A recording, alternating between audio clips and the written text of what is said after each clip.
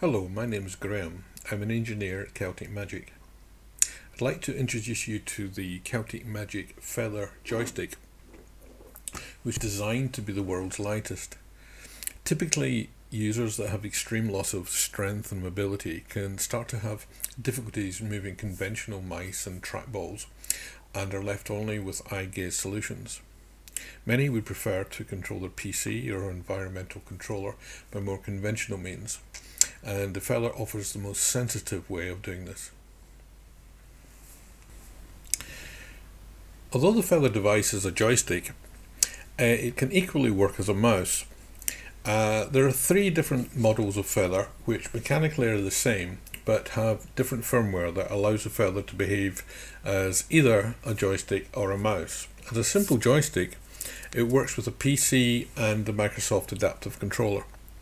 There is also an advanced joystick model called the Feather Games Control Mixer, specifically for gaming, but today let's look at the simpler mouse model.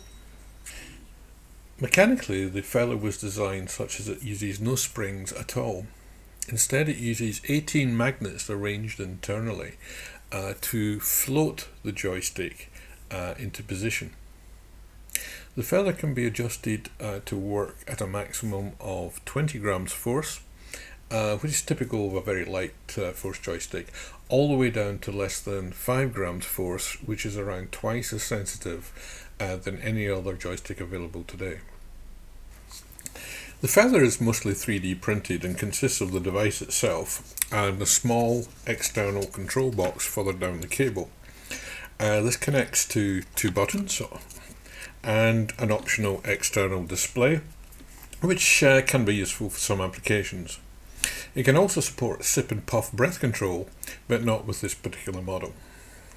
The standard knob fitted here is a 20mm diameter cork sphere, which has a nice natural texture and is easily replaced. It just pops off like this. There are several knob options. We could have a taller version,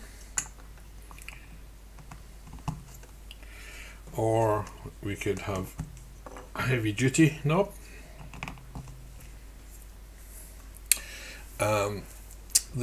The default is there's a low profile 20mm cork. However, as a Feather can be set to have extreme sensitivity, the larger knob options are not recommended if the Feather has been configured to work at its lightest setting. It is mounted from its flat base using two 4mm bolts, or by using adapters that can be mounted from a standard camera mount, or like here, flat and stable using this triform stand. The Feather has a swing of only plus or minus 6 degrees, which is quite small, but using the configuration app, this can be reduced further to around plus or minus 3 degrees in software.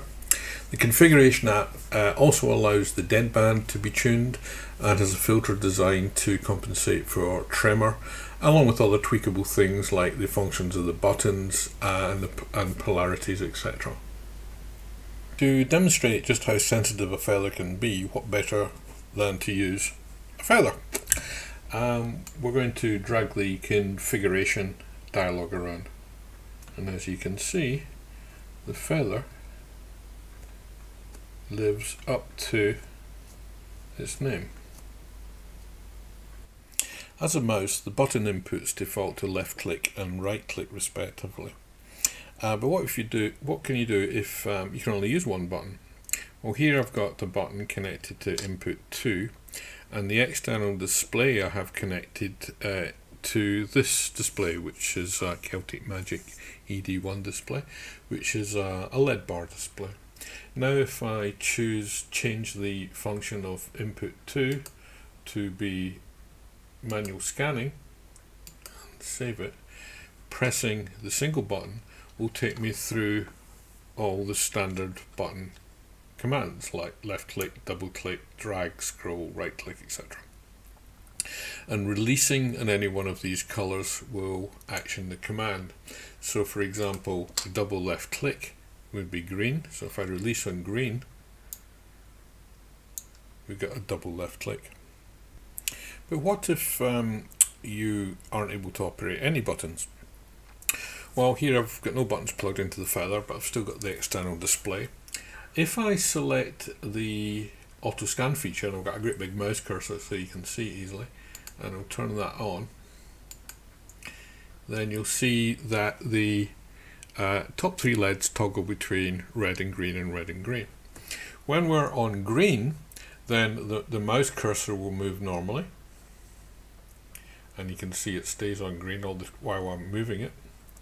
And when I'm on red, I then have control of the various scan features.